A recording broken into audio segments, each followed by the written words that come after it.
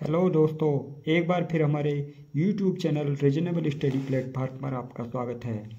आज के इस वीडियो में हम कोण और उसके प्रकार के बारे में पढ़ेंगे। तो आइए आपका ज़्यादा समय ना लेते हुए हम अपना वीडियो शुरू करते हैं। कोण एंगल, जब दो रेखाओं या किरणों का एक अंत्य बिंदु अर्थात प्रारंभिक बिंदु हो तो कोण बनता है। जैसे यहाँ दो रेखाएं हैं ए बी और ए सी, और इन दोनों रेखाओं का एक प्रारंभिक बिंदु है ए, तो ये दोनों एक कोण का निर्माण कर रहे हैं, जिसमें ये जो उभयनिष्ठ बिंदु है ये शीर्ष कहलाता है, और ये जो दो रेखाएं हैं वो इसकी भुजा कहलाती हैं। इसे हम कोण को इस चिन्ह द्वारा व्यक्त करते हैं। जहाँ कोण बना हुआ होता है उसे हम मध्य में लिखते हैं। जैसे यहाँ पर ए पर कोण बना हुआ है तो इसलिए हम इसे लिख सकते हैं कोण BAC, या हम इसको लिख सकते हैं कोण CAB, क्योंकि मध्य में बना हुआ इसलिए या तो VAC लिखेंगे या CAB। यदि कोई किरण या रेखा अपने एक सिरे को स्थिर रखकर घूमती है हुई अपनी स्थिति में परिवर्तन करती है तो उसकी स्थिति में जो परिवर्तन हुआ है उनके बीच जो झुकाव है उसे ही हम कोण कहते हैं। इसलिए हमारे पास यहाँ एक तिल्ली है और जो एक किरण के रूप में हम उसे प्रयोग करेंगे। यह जो किरण है इसका नाम हमने AB लिखा, जो आपको प्रदर्शित कर रहा है। अब यहाँ हम इस पर एक रेखा खींचेंगे जो इसकी प्रारंभिक स्थिति को दर्शाएगा। इसके ए सिरे को स्थिर रखते हुए घुमाएंगे। घुमाने के उपरांत यह सी पर पहुंच जाता है। तो अब हम यहाँ दर्शाएंगे कि यह सी पर है। इस प्रकार इस किरण के बीच जो झुकाव है या इसकी स्थिति में जो परिवर्तन है उसे ही हम कोण कहेंगे। कोण को अंश में मापते हैं। जिस प्रकार हम किसी भी दूरी को मापने के लिए सेंटीमीटर या मीटर का प्रयोग करते हैं, उसी प्रकार कोण का मापन करने के लिए हम अंश का प्रयोग करते हैं। कोणों का प्रकार, पहला न्यून कोण। न्यून कोण 0 व 90 के बीच के जो सभी कोण हैं उन्हें हम न्यून कोण या एक्यूट एंगल कहते हैं।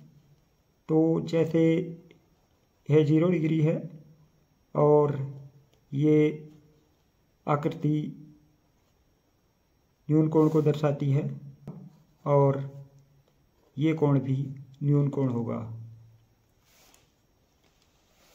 समकोण, इसे राइट एंगल भी कहा जाता है। समकोण राइट एंगल 90 अंश के कोण को या 90 डिग्री के कोण को हम समकोण कहते हैं।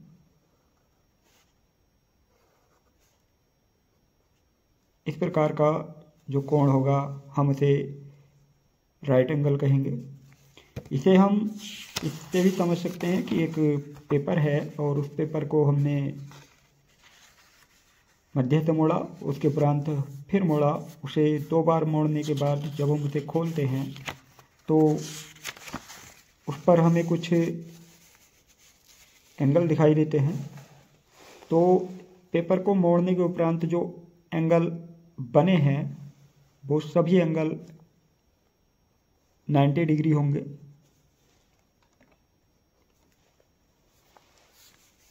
तो इसे हम 90 डिग्री कहेंगे। और राइट एंगल यह समकोण। अगला कोण है अधिक कोण। 90 डिग्री से अधिक व 180 डिग्री से कम के सभी कोणों को अधिक कोण कहते हैं। तो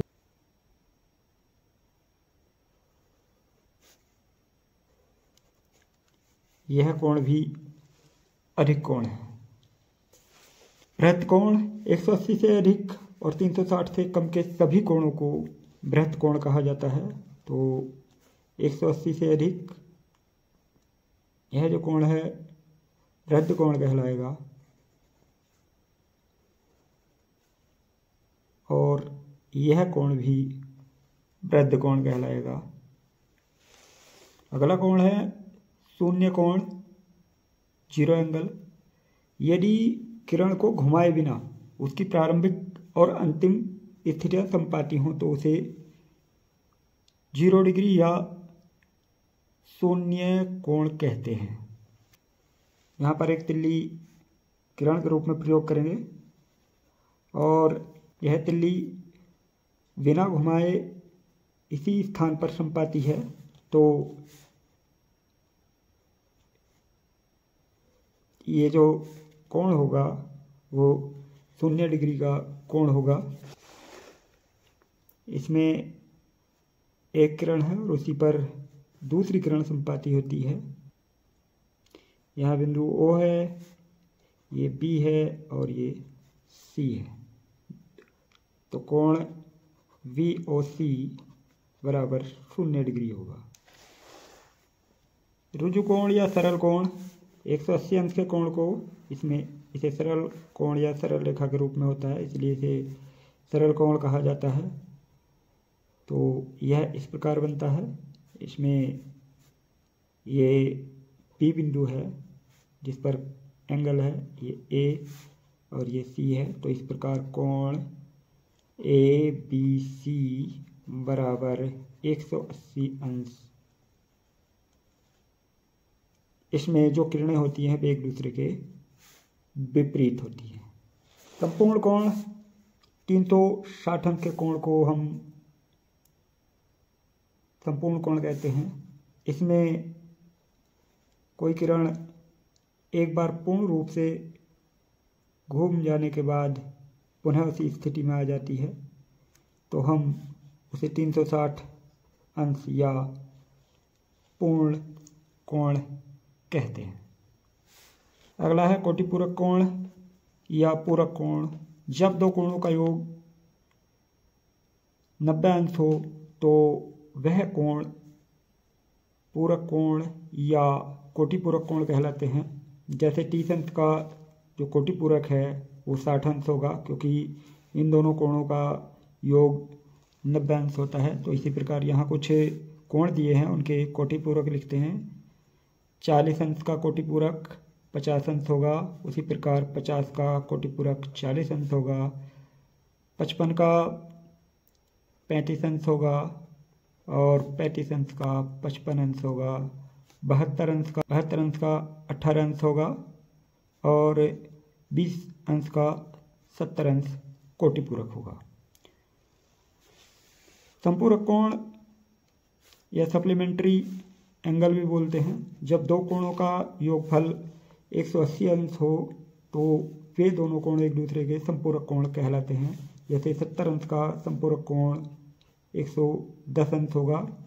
उसी प्रकार हम बाकी अन्य कोणों के संपूरक कोण निकालते हैं। 60 अंश का संपूरक कोण 120 अंश होगा, 120 का 60 अंश होगा, 140 अंश का संपूरक कोण 40 अंश होगा, क्योंकि इन दोनों का योग 180 होता है। इसी प्रकार 150 का संपूरक कोण 30 अंश होगा, क्योंकि इन दोनों का योग भी 180 प्राप्त होता है।